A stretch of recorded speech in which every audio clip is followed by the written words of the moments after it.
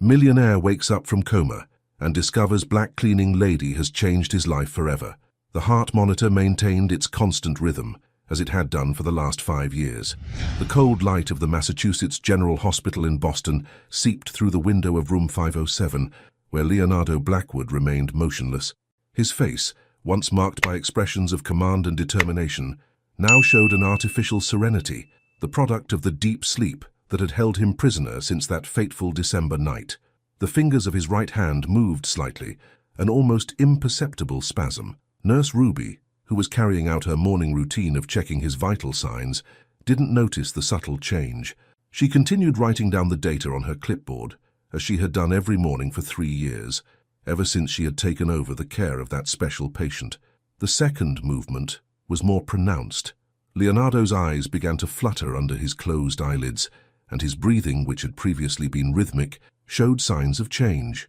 Ruby, now attentive to the changes, quickly approached the bed, her wide eyes fixed on the patient's face. "Dr. Morrison, we need you in room 507 immediately," her voice echoed down the corridor over the intercom. The next few minutes were chaotic. A medical team burst into the room, led by Dr. Morrison, a renowned neurologist who had been following the case from the beginning. Leonardo began to struggle against the endotracheal tube, his body reacting instinctively against the artificial invasion of his throat. "He's breathing on his own," Morrison announced, his calm voice contrasting with the tension of the moment. "Let's proceed with extubation." As the team worked, Leonardo's eyes finally opened, revealing disoriented blue irises. The light hurt him, and he blinked repeatedly, trying to adjust his vision to the world he hadn't seen for so long. His lips, now free of the tube, trembled slightly. "Mr. Blackwood, can you hear me?" asked Morrison, leaning over him. "If you can understand me, blink twice." Leonardo obeyed, his blink slow but deliberate. His throat was dry, and when he tried to speak, only a hoarse sound emerged. A nurse offered him small ice cubes, which he sucked down eagerly. "Where?" His voice came out rough, almost unrecognizable. "How long?" Morrison exchanged glances with his team before replying, "Mr. Blackwood, you were in a serious accident. You were in a coma for 5 years." The impact of that information hit Leonardo like a punch in the gut. 5 years. His empire, his connections, his life, everything could have changed drastically in that time. He tried to move, but his muscles, atrophied by time, barely responded to his commands. "His recovery will be gradual," Morrison continued. "We'll need to carry out a series of tests and start an intense physiotherapy program." Over the next few hours, Leonardo underwent various neurological tests. His mind, although slow, was surprisingly lucid. His memories from before the accident were intact. He remembered his company, Blackwood Enterprises, the billion-dollar negotiations, the lavish parties. During the examinations, a nurse casually mentioned that a woman visited her room regularly, bringing fresh flowers every week. "Alana," she said, "has never missed a visit in 5 years." The name meant nothing to Leonardo. Among the hundreds of employees, partners, and acquaintances that populated his memory, he couldn't associate that name with any face. Still, something about the information intrigued him. Who was this person who maintained such devotion during his deep sleep? At night, alone in his room, Leonardo watched the lights of Boston through the window. His reflection in the glass showed a different man from the one he remembered, thinner, more fragile, with grey hairs at his temples that hadn't existed before. The reality of his situation was beginning to weigh heavily on his shoulders. He needed to know what had happened to his business, his fortune, his life. But something troubled him even more: the mysterious Alana and her inexplicable loyalty. Why would someone maintain such dedication to a man in a coma with no guarantee of his return? The first week after Leonardo woke up passed in a haze of tests, therapies, and devastating discoveries. Sitting in his wheelchair by the hospital window, he held a tablet with trembling hands, scrolling through old headlines that recounted the collapse of the Blackwood Empire. Blackwood Enterprises declares bankruptcy. Financial scandal shakes corporate empire. Leonardo Blackwood's former partners investigated for fraud. Each headline was like a stab. During his coma, Winston Palmer, his right-hand man for 15 years, had orchestrated an elaborate embezzlement scheme. The company Leonardo had built up over 2 decades collapsed in a matter of months. "Mr. Blackwood?" Dr. Morrison's soft voice interrupted his dark thoughts. "Your lawyer, Mr. Richardson, is here." Maxwell Richardson entered the room, his impeccable suit contrasting with his sorrowful expression. Leonardo knew that look. It was the same one he gave his clients when he brought bad news. "Leo, old friend," Maxwell began, pulling up a chair. "I tried to protect what I could, but how much is left, Max?" "The mansion on Beacon Hill is preserved, thanks to a specific clause you included in the will. And there's an offshore account that Palmer couldn't touch, approximately $2 million. Leonardo let out a bitter laugh. $2 million. A tiny fraction of the billions he owned. "And Charlotte?" he asked about his ex-fiancée. Maxwell hesitated. She married Palmer 3 years ago." The silence that followed was deafening. Leonardo closed his eyes, remembering the $1 million engagement ring he had given Charlotte, the promises of eternal love, the plans for a future together. "Any other surprises I should know about?" "Your sister, Victoria, sold her shares as soon as Palmer took over. She lives in Dubai now with her new husband." Family betrayal hurt more than any financial loss.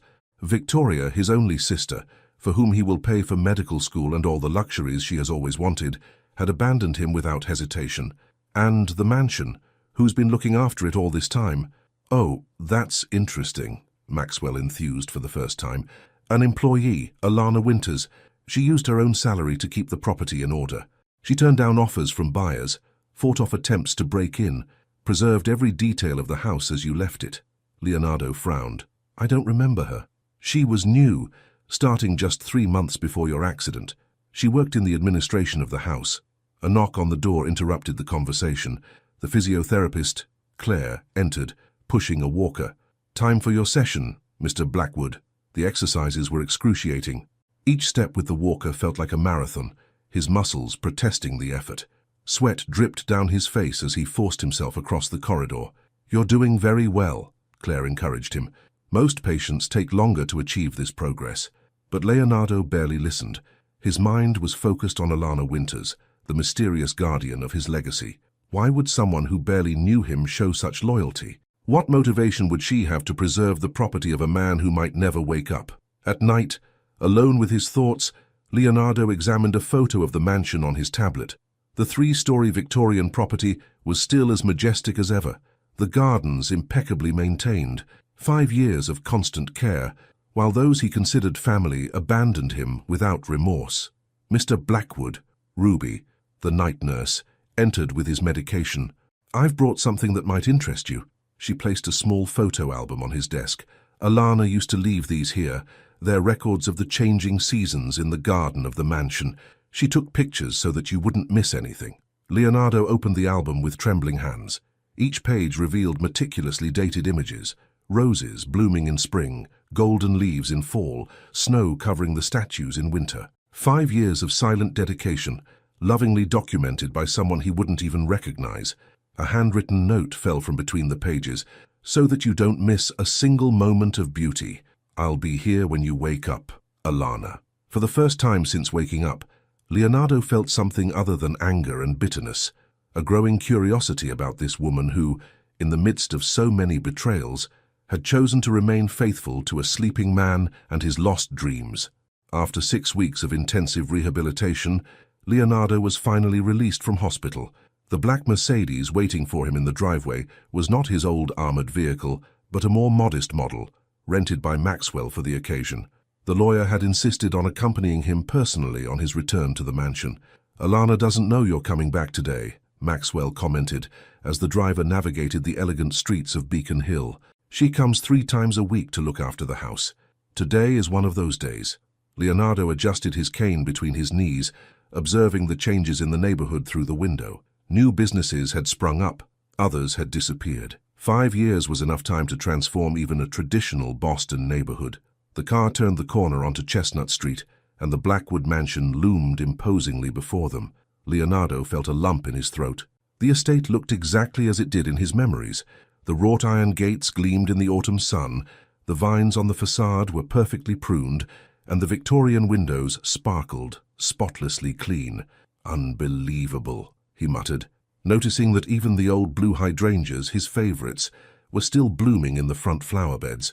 As they approached the main entrance, they saw a black woman in her 30s, wearing simple jeans and a white blouse, kneeling by the garden. Her gloved hands were carefully removing weeds from around the flowers. "That's her," Maxwell indicated discreetly. "Alana." Leonardo watched her for a moment. There was a natural gracefulness to her movements, a dedication evident in every gesture.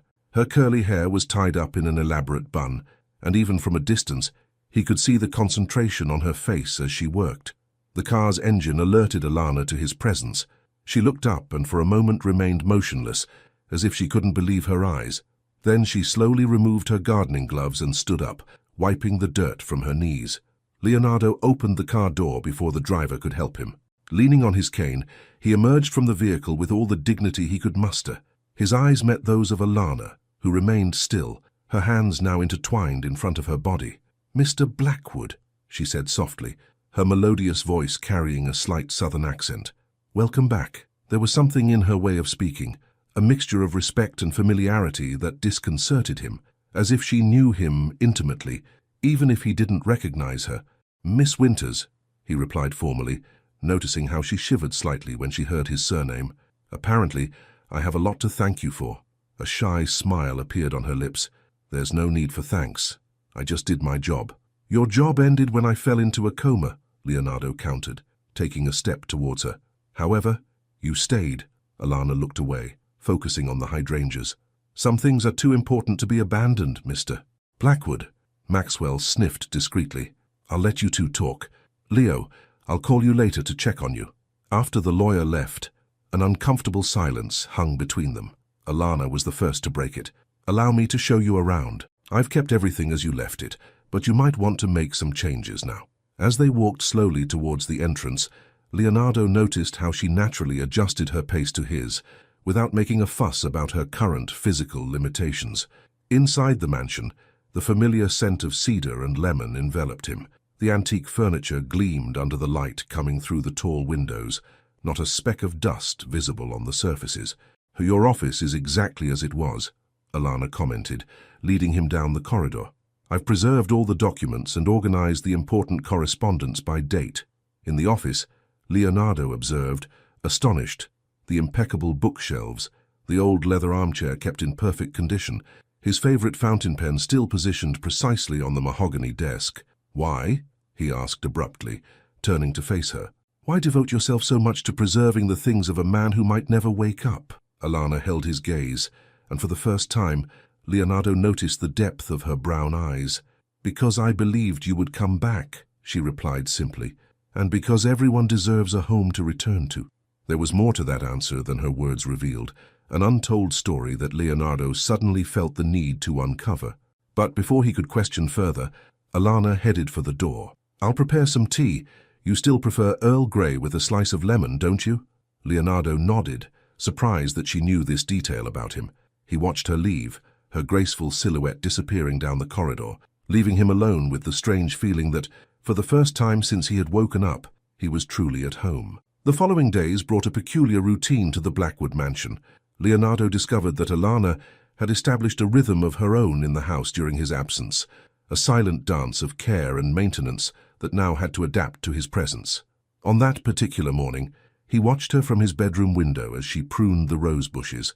There was something hypnotic about her precise movements, the way she treated each flower with reverence. One detail in particular caught his attention.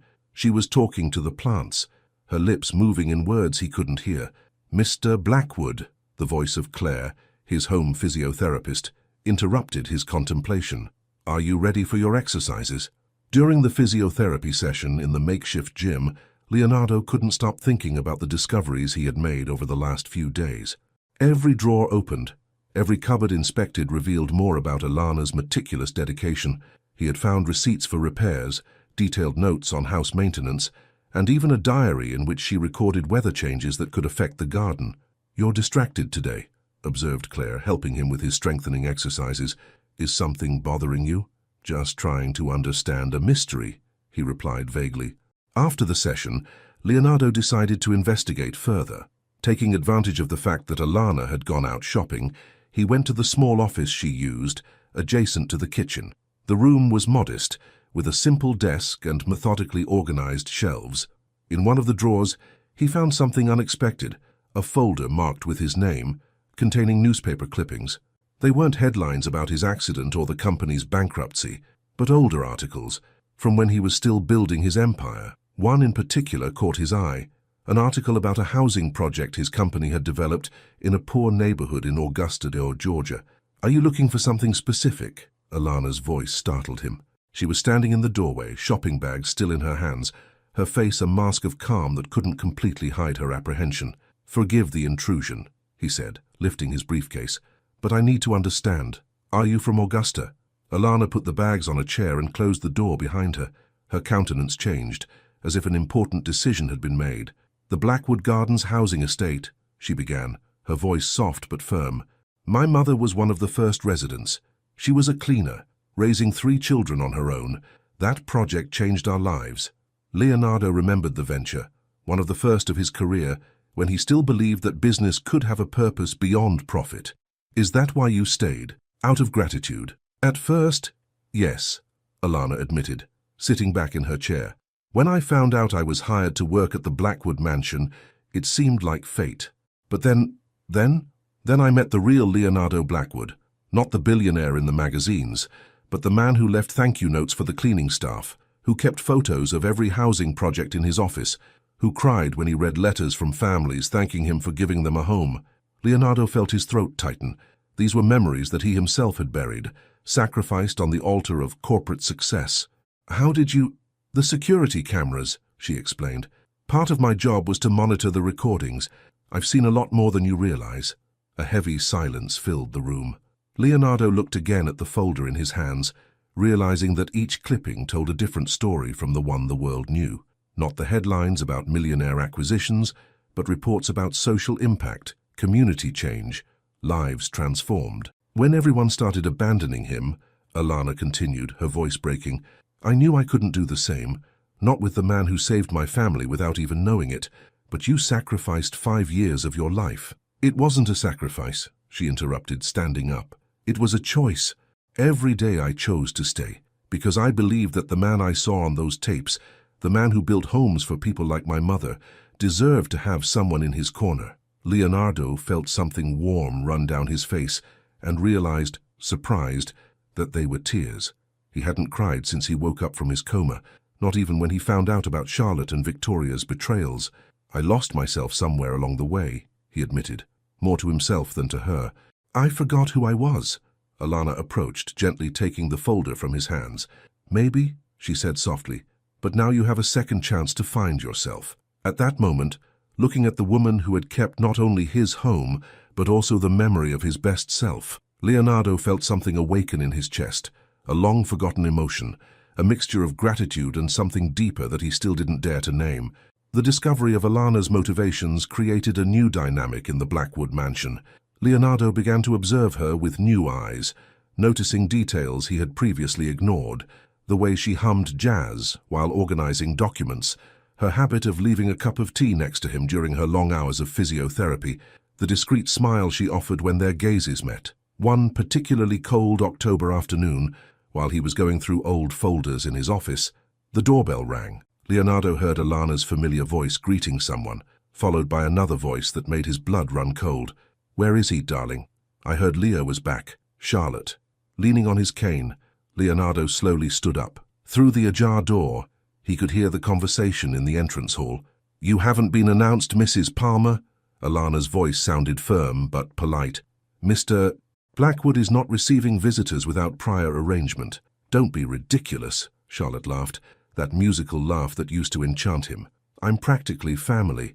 Leo and I have history. History is just that, ma'am. Past." Leonardo smiled involuntarily at Alana's response. He decided to intervene before the situation escalated. "It's all right, Alana," he said, emerging from the office. "I'll see Charlotte." His ex-fiancée was as stunning as ever. Perfectly groomed blonde hair, impeccable Channel dress, discreet but visibly expensive jewelry. Her blue eyes sparkled at the sight of him, but Leonardo noticed something calculating in that glint. "Leo, darling." She stepped forward to hug him, but he kept his distance, leaning more firmly on his cane. "What do you want, Charlotte?" She seemed momentarily disconcerted by his coldness. "Well, I've come to see how you are. When I heard you'd woken up." "After 5 years," he interrupted, Or after discovering that I still have a few million saved up? Charlotte paled. How can you think that of me? Winston and I… Winston, Leonardo repeated the name with disgust. My ex-partner, the man who stole my company while I was in a coma. Your current husband. It wasn't like that, she tried to explain, her voice trembling slightly. Things were complicated. Winston said the company was going bankrupt, that he needed to take drastic measures, and marrying my fiancée was one of those measures? A heavy silence fell over the hall. Alana stood discreetly nearby, her presence a silent source of strength. I've come to make peace, Leo, Charlotte finally said, her voice honeyed. Maybe we could start again. Winston and I… well, things aren't going well. I've always thought about you, you know. Leonardo let out a bitter laugh. Of course you have, especially now that Palmer is being investigated for fraud, isn't he? Charlotte's eyes widened. Like you, I still have a few loyal friends, Charlotte. Maxwell keeps me informed about everything. Leo, please. She took a step towards him, her eyes watering. What we had was real. You know that. What we had, he replied calmly, was an illusion. I was convenient, rich, powerful in love. You were beautiful, ambitious, and very, very good at pretending to love. Charlotte glared venomously at Alana. And now, you've swapped a socialite for a maid. Watch your words. Leonardo's voice took on a dangerous tone. Alana has more dignity in the smallest gesture than you have in your entire superficial existence. You've changed, Charlotte whispered, backing away. No, Charlotte. For the first time in a long time, I'm being who I really am. Alana stepped forward, opening the front door. Allow me to escort you out, Mrs. Palmer. After Charlotte left, Leonardo stood motionless in the hall, feeling the weight of the lost years, the betrayals, the masks that everyone wore in their world of appearances. Are you all right? Alana asked softly, approaching him. I am, he replied, surprised to realize it was true. In fact, I'm better than I've been in a long time. She doesn't deserve your thoughts, Alana commented, gently guiding him back to the office. No, she doesn't, he agreed, watching as Alana automatically adjusted the cushion of her armchair. You know what's ironic? I spent years building an empire, surrounding myself with people I thought loved me, when in fact, the only person who showed true love was someone I didn't even know. Alana's eyes met his, and for a moment, something intense and unspoken passed between them. She quickly looked away, busying herself with organizing papers on the table. I'll prepare some stronger tea today, she said, heading for the door. You must. Leonardo watched her leave, noticing that his heart was beating faster. Charlotte's visit, rather than reopening old wounds, had only served to highlight the stark contrast between the self-interested love he had known and the silent dedication he was now experiencing. Autumn in Boston painted the trees in shades of gold and crimson, turning the gardens of the Blackwood mansion into an impressionist canvas. One particularly chilly evening, Leonardo found Alana in the library, organizing books by the light of the antique lamp. I didn't know you were still here, he commented, noticing how the soft light highlighted the delicate contours of her face. I was reorganizing your collection, she replied, holding up a leather-bound volume. During my coma, I read a chapter to you every week. You read to me. The doctors said that coma patients can hear. I started with The Count of Monte Cristo. I thought it was appropriate, considering the circumstances. Leonardo smiled, remembering the story of the unjustly betrayed man who returns for revenge. And we've finished all the classics? Almost, she smiled, a mischievous glint in her eyes. We were still missing Jane Eyre when you decided to wake up. The comment provoked a genuine laugh from Leonardo, the first in a long time. He approached the bookshelves, noticing small post-its marking pages in various books. They're the passages that touched me the most, Alana explained, noticing his interest. I marked them so I could reread them for you, in case you woke up confused or needed to reconnect with who you were. The thoughtfulness behind that gesture struck him deeply. You've thought of everything, haven't you? I tried, she admitted, lowering her eyes. There was so much I wanted to tell you, so many things I've learned about your life through these books, the objects in the house, the stories I've heard. Like what?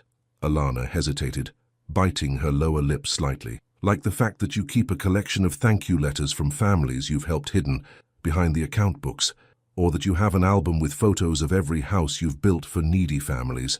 Leonardo felt his heart race. These were parts of his life that he kept hidden from the corporate world. vulnerabilities that didn't fit his image as a ruthless businessman. I also found out about your mother, she continued softly. The yellow roses in the garden. They're her favorites, aren't they? That's why I was so insistent on preserving them. How? I found one of her diaries while I was cleaning out the attic. She wrote about how you, as a boy, promised that one day you would give her a garden full of yellow roses. Leonardo felt his throat tighten. His mother had died when he was just 12, leaving him with an absent father and an unfulfilled promise. When I bought this house, he said, his voice hoarse with emotion, the first thing I did was plant those roses.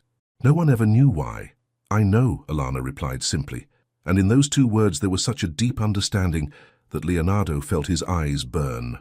A comfortable silence settled between them. Outside, the rain began to fall gently, creating a silver curtain against the library windows. Why didn't you ever get married, Alana? The question escaped before he could stop it. She seemed surprised by the change of subject, but answered with her usual honesty, I never met someone who made me want to change my life. And then I came to work here, and suddenly I had a purpose greater than myself. Caring for a man in a coma and his empty house? No, she corrected him gently. To preserve the essence of someone the world was too busy to really see. The man with the yellow roses, the hidden letters, the dreams bigger than his empire. Leonardo felt something change inside him at that moment, as if all the pieces of a puzzle were finally falling into place, revealing an image that had been there all along. You know me better than anyone, he murmured, taking a step towards her. Maybe because I've had 5 years to find out who you really are, she replied, her voice just a whisper. The closeness between them was now almost palpable. Leonardo could smell the soft scent of jasmine that she always wore, see the small golden reflections in her brown eyes. And who am I, Alana? A man who planted yellow roses for your mother, she replied, her voice trembling slightly. A man who keeps thank you letters as if they were treasures. A man who deserves to be loved not for what he has, but for what he carries in his heart. The moment was interrupted by the distant sound of thunder. Alana stepped back quickly, her hands shaking slightly as she put away books that didn't need putting away. It's getting late, she said, her voice trying to regain its professional formality.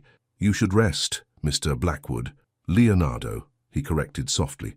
After today, I think you can call me Leonardo. The week following the night in the library brought a subtle change in the dynamic between Leonardo and Alana. There was a delicate tension in the air, like violin strings stretched to the limit, vibrating with every glance exchanged, every accidental touch, every silence shared. During his morning physiotherapy session, Leonardo received a call that would change the course of events. Maxwell Richardson, his lawyer, had news about Winston Palmer. We've got the evidence, Maxwell announced. Palmer is trapped. With his authorization, we can start the process to recover a significant part of Blackwood Enterprises' assets. Leonardo watched through the window as Alana worked in the garden, protected from the cold by a navy blue coat. How much? At least 60% of the original value. Palmer embezzled funds, but he couldn't hide everything. With the evidence we have, he'll have to pay it back or face decades in prison. The possibility of recovering his empire made Leonardo's heart race. It would be his perfect revenge, to take back everything that had been stolen from him, to see Palmer and Charlotte fall apart. I need to think, he finally replied. Give me a few days. After hanging up, he kept watching Alana. She was now talking to Claire, the physiotherapist who had just arrived. Her laughter carried on the cold morning wind. Mr. Blackwood, Claire called from the doorway. Are you ready to start? During the exercises, his mind wandered between Maxwell's phone call and the revelations of the night in the library. Claire noticed his distraction. Is something worrying you today? Claire, he began hesitantly, do you believe that people can change fundamentally? The physiotherapist adjusted her support before replying, I believe that circumstances can reveal to us who we really are. Sometimes we need to lose everything to find our true essence. Her words echoed throughout the day. In the afternoon, Leonardo found Alana in her office, organizing old documents. We need to talk, he said, closing the door behind him. Alana looked up from her papers, her expression wary. About Palmer. Maxwell called today. We have enough evidence to sue him and get a large part of the company back. Something flashed in her eyes. Concern, perhaps. And what do you intend to do? That's what I came to ask. For 5 years, you've guarded not only this house, but also my essence. I need to know, who do you think I really am? Alana stood up slowly, coming around the table to face him. What do you mean? The man I was before the coma would have destroyed Palmer without hesitation. I would have savored every moment of his fall. But now you're not sure you want to be that man again, she added softly. Exactly. Leonardo ran a hand through his hair in frustration. Revenge is within my grasp, but something has changed. I've changed. Because of the coma. Because of you, he replied, his voice charged with emotion. How you preserved not just my home or my memory, but the parts of me that I myself had forgotten. The man with the yellow roses, remember?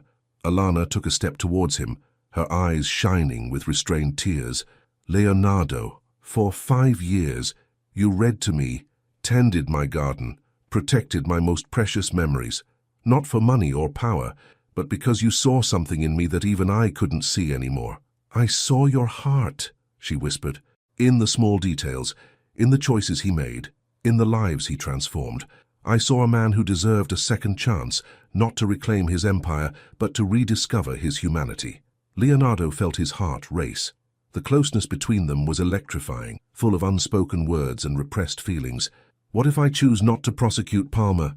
If I decide to leave the past behind, then you'll prove that the man I've seen all these years really does exist. Alana smiled softly. Sometimes, the greatest victory is not in defeating our enemies, but in overcoming who we were. At that moment, Leonardo realized he was on the edge of a precipice. On one side, his old life, the power, the revenge he had longed for. On the other, something new and frightening, the possibility of starting again, of being better, of loving and being loved not for his empire, but for who he really was. I'm afraid, he admitted, his voice almost a whisper. Of what? Of not being worthy of the faith you've placed in me, of letting down the only person who really knows me. Alana touched his face gently, a gesture so intimate it made his breath catch. The fear of not being worthy is exactly what makes you worthy, Leonardo. The moment was interrupted by the sound of the telephone. Alana quickly backed away, returning to her professional posture. But something had irrevocably changed between them. Leonardo's decision not to prosecute Palmer had caused a stir in his remaining social circle. Maxwell Richardson, in particular, was incredulous during his visit to the mansion that November morning. Do you realize what you're giving up? The lawyer questioned, pacing back and forth in his office. Billions, asked Leo. Years of work. Your legacy. Leonardo watched the scene with a calm that surprised even himself. My legacy isn't in the bank account figures, Max. It's because of her, isn't it? Maxwell stopped abruptly, casting a meaningful glance towards the door, where he knew Alana worked across the hall. That housekeeper has been influencing you. Careful. Leonardo's voice took on a warning tone. Alana showed me who I really am, not the other way around. Maxwell sat down heavily in an armchair. Leo, we've been friends for decades. You've built an empire out of nothing. You're going to throw it all away because of a woman who spent 5 years preserving not just my home, but my humanity, Leonardo interrupted.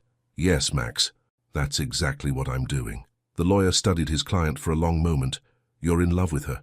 It wasn't a question, and Leonardo didn't bother to deny it. Instead, he got up with the help of his cane and walked over to the window. In the garden, the last yellow roses of the fall were still blooming, stubborn against the cold. Do you know why I planted those roses, Max? It was a promise to my mother. While I was building my empire, I completely forgot what they meant. But Alana, she found out for herself. She took care of them, as if she understood their value, not their price. And now, what's your plan? I'm going to start again. Not with revenge or power, but with purpose. Maxwell sighed deeply. Palmer will get away with it. Not exactly. Leonardo smiled slightly. I still have enough evidence to make sure he never harms anyone again. I'll hand it over to the Securities and Exchange Commission. Let the system do its job. After the lawyer left, Leonardo found Alana in the library, where she was organizing a new shipment of books. I overheard the conversation, she admitted without turning around. Not intentionally, but the walls are thin, he added, moving closer. And Alana finally turned to face him, her eyes shining with restrained emotion. Why, Leonardo? Why give up everything? Because I discovered that everything is relative, he replied, taking another step towards her. The empire I built cost me my essence. It took 5 years in a coma and an extraordinary woman to make me realize that. I did nothing but what I believed was right, she whispered, her face betraying the inner battle she was fighting. "You did so much more." Leonardo touched her face gently. "You saved me, Alana. Not just by looking after my house or reading to me, but by believing in the man I could be." "Leonardo, She hesitated, tears beginning to form in her eyes. "This can't happen. I'm your employee, and people will talk." "Let them talk," he interrupted gently. "I've spent my whole life caring what other people thought, building walls of power and money to protect myself. I don't want to live like that anymore." A sob escaped Alana's lips. "I'm afraid," she confessed, "afraid that one day you'll wake up and realize you've thrown everything away for an illusion. The only illusion was the life I led before." He held up his trembling hands. "The power, the prestige, the people who said they loved me. It was all fake. You're the only real thing I've ever had. How can you be so sure? Because while everyone abandoned me, you stayed. While the world forgot who I was, you preserved my essence. While I slept, you kept alive not only my garden, but my heart." The tears were now flowing freely down Alana's face. Leonardo gently dried them with his thumb, amazed at the vulnerability she was finally allowing herself to show. "I can't promise it will be easy," he continued, "but I can promise that every day will be real. I'm not the ruthless billionaire anymore, and I don't want to be. I just want to be the man with the yellow roses. If you'll have me that way." Alana closed her eyes, leaning into his touch. "It was always this man I saw in you," she murmured. "He's the one I've always waited for." The moment was interrupted by the sound of footsteps in the corridor. They separated quickly, but something fundamental had changed. The barriers that kept them apart, social position, money, power, had dissolved, leaving only the truth of their feelings. Winter arrived in Boston with unexpected ferocity, covering the Blackwood mansion in a white blanket of snow. On a December morning, Leonardo watched from the covered veranda as Alana supervised the installation of the Christmas decorations, her melodious voice guiding the hired workers. "The lights need to follow the outline of the windows," she instructed, her red coat contrasting with the white landscape. "Mr. Blackwood has always preferred elegant decor. Nothing excessive." "You really know all my tastes," Leonardo commented. Approaching, Alana turned around in surprise. A faint blush tinged her cheeks, something that had happened frequently since their conversation in the library. "It's my job to know," she replied softly. "Do you still insist on keeping up this professional facade?" he asked, his voice just loud enough for her to hear. Before Alana could reply, a familiar car pulled up in the driveway of the mansion. Victoria Blackwood, Leonardo's sister, emerged from the vehicle, her elegant posture not completely concealing her nervousness. "Leo," she called out, hesitantly. "Can we talk?" Leonardo felt Alana tensing beside him. She knew Victoria's story of betrayal well, having silently witnessed her family's abandonment of her during her coma. "I'll make some tea," Alana murmured, but Leonardo gently held her arm. "Stay," he ordered. "You're part of this now." Victoria watched the interaction with obvious curiosity, her calculating eyes assessing the closeness between her brother and the housekeeper. In the office, the silence weighed like lead. Victoria sat rigidly, her hands restless on her lap. "I hear you're not going to sue Palmer," she began. "Why?" "Because revenge won't bring back the 5 years I lost," Leonardo replied, noticing how Alana stood discreetly near the door, a comforting presence. "Leo, about that time, when I sold the shares, when you betrayed me, you mean—" Victoria shuddered. "Palmer said the company was going bankrupt, that it was our only chance of salvaging something. I believed him. And you didn't even think to wait for me to wake up, to fight for what we'd built." "I was scared," Victoria burst out, tears welling up in her eyes. "Dad always said I was weak, that I would depend on you forever. When Palmer offered a way out, you proved Dad right," Leonardo added bitterly. A sob escaped Victoria. "I've come to ask for forgiveness," she whispered. "Dubai is beautiful, but it's empty. I miss my brother." Leonardo closed his eyes, feeling the weight of his sister's words. That's when he felt Alana's hand on his shoulder, a soft but meaningful touch. "Sometimes," Alana said for the first time, her voice gentle, "the people who hurt us the most are the ones who need our compassion the most." Victoria looked at Alana with surprise, as if only now did she really notice her. "You're her, aren't you? The woman who took care of everything while you were on the run," Leonardo added, but his tone had softened. "Yes, she is. Alana taught me something about forgiveness and second chances."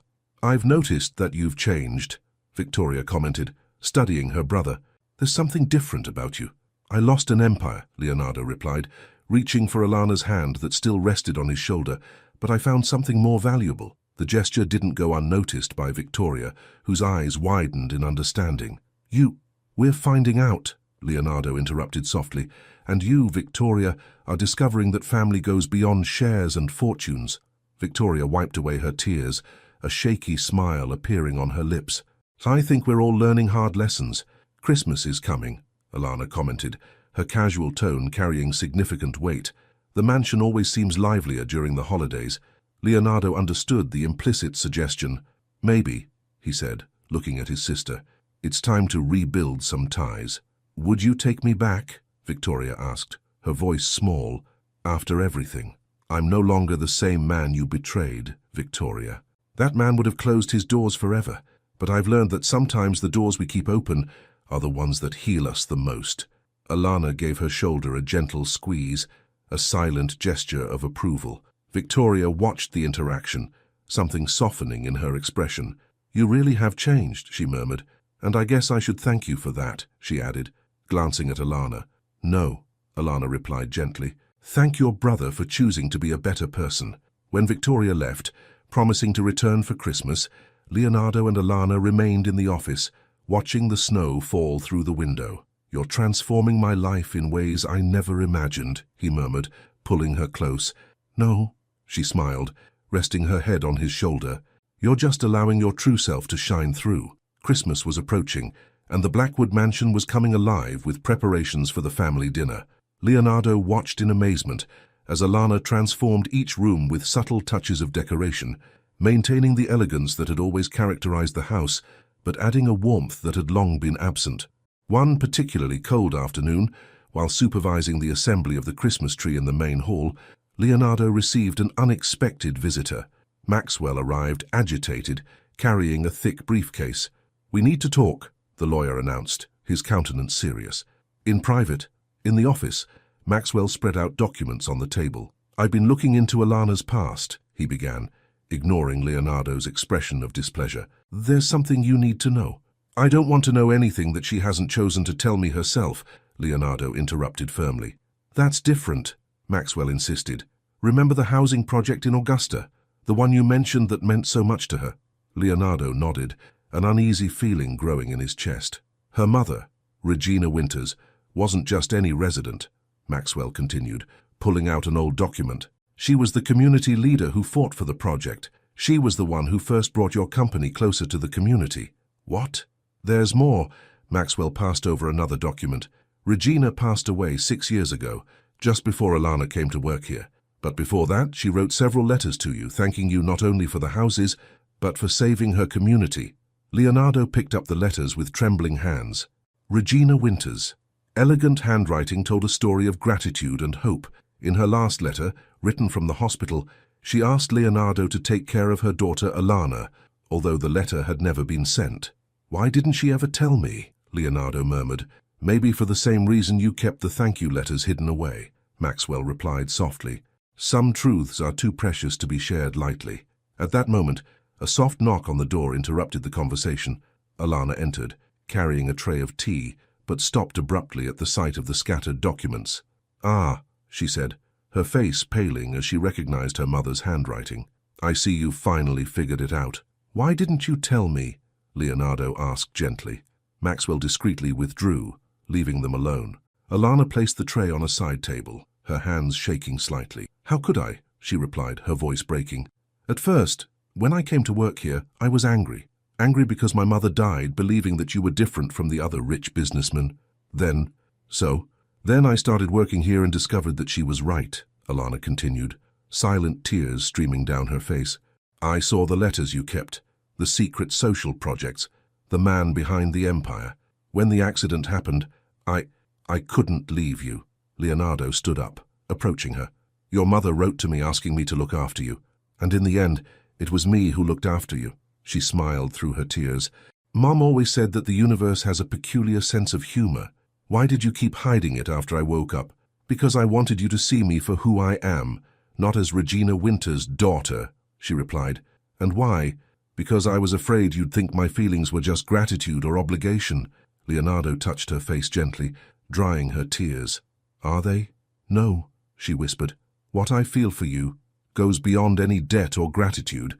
It happened gradually, during those silent years when I got to know your heart through the little things I discovered about you. When you woke up, it only confirmed everything I already knew.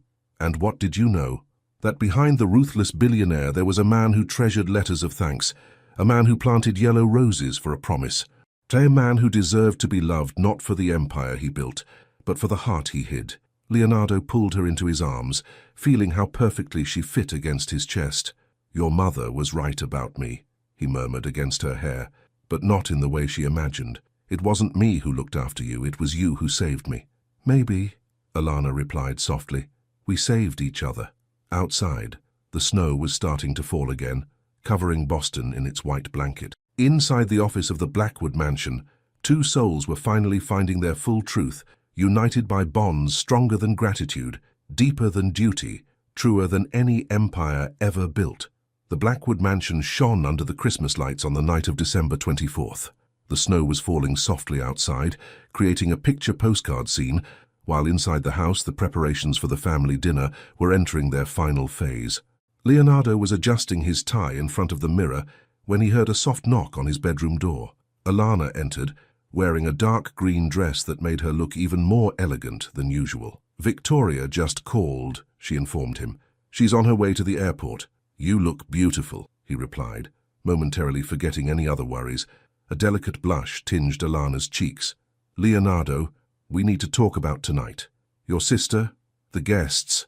Maybe it's better if I don't take part in the dinner. What are you talking about? People are going to comment. The housekeeper sitting at the table with her family. Leonardo crossed the room with determined steps, taking her hands in his. You're not just the housekeeper, and you know it. The outside world won't understand, she insisted, although her eyes betrayed the internal conflict she felt. The outside world spent 5 years turning its back on me, while you preserved not only this house, but my very essence, he replied. I'm not going to hide my feelings for you to please society. Before Alana could reply, the doorbell rang. The first guests had arrived. The evening progressed like a carefully choreographed ballet. Maxwell arrived with his wife, followed by some old friends who had remained loyal during the difficult years. Victoria appeared last, bearing gifts and a barely concealed nervousness. During the cocktail preceding the meal, Leonardo noticed the curious looks and discreet whispers when he insisted that Alana remain by his side, not as an employee, but as his companion.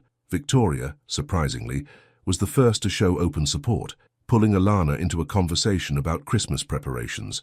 You've transformed this house, Victoria commented, looking around. I've never seen it so alive. Alana has that gift, Leonardo replied, moving closer. She sees beauty where others see only objects. Like she saw in you, Victoria smiled, genuine understanding in her eyes. The moment was interrupted by the unexpected arrival of Charlotte. She hadn't been invited, but had apparently decided to make one last attempt to regain her place in the Blackwood's world. Leo, darling, she exclaimed, ignoring the surprised looks from those present. I couldn't spend Christmas without... Her words died when she saw Leonardo with his arm protectively around Alana's waist. The shock on his face quickly turned to disdain. So the rumors are true, she said acidly. The great Leonardo Blackwood and his housekeeper, Charlotte. Leonardo's voice sounded dangerously calm. You weren't invited. I don't need an invitation. After all, I was almost the mistress of this house. But you weren't, Alana replied softly, surprising everyone, because you chose the empire, not the man. Charlotte laughed, a cruel sound. And you think that's different? A servant girl who seduced her vulnerable boss? Enough, Victoria's voice cut through the air like a whip. You have no right to judge true love when all you know is interests and appearances. The silence that followed was deafening. Charlotte looked around, realizing that she would find no allies there. With one last look of contempt, she turned on her heels and left. After her departure, Alana tried to pull away, but Leonardo kept her firmly by his side. Turning to the guests, he raised his glass. Tonight, he began, his voice clear and firm, we celebrate not only Christmas, but also new beginnings. For 5 years, while I slept, this extraordinary woman kept alive not only my home, but my most precious legacy, my humanity. Today, in front of all of you. I want you to know, I love her. Not like a boss loves an employee, but like a man loves the woman who saved him from himself. Silent tears streamed down Alana's face as those present, led by Victoria, applauded. Maxwell raised his glass in a silent toast, a smile of approval on his face. "I didn't have to do that," Alana whispered. "Yes, I did," he replied, touching her cheek gently, "because you taught me that true value doesn't lie in empires or fortunes, but in the courage to be authentic." That night, as the snow continued to fall outside, the Blackwood mansion witnessed not just a Christmas dinner, but the celebration of a love that transcended social classes, prejudices, and expectations.